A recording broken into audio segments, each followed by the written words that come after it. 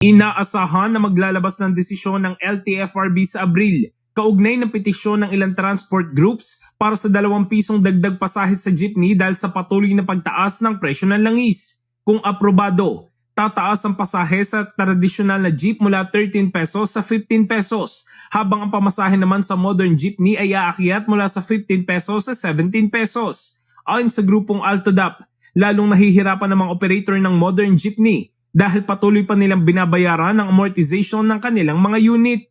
Gayunpaman, iginiit ng grupo sa pagdinig sa LTFRB na pansamantala lamang ang kanilang petisyon at sa oras na bumaba ang diesel ay ibababa rin nila ang pamasahe automatically dahil ayaw din nilang pahirapan ng mga mananakay.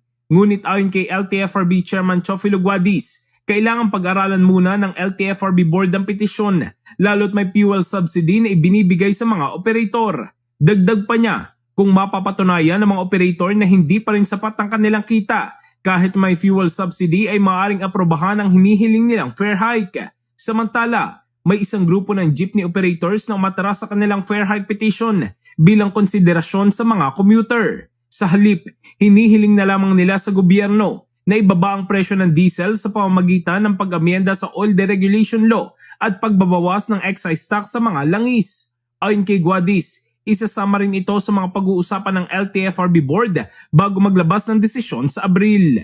In the heart of changing lives, ito si Brigada Jigo Custodio ng 105.1 Brigada News of Manila, the Music News Authority.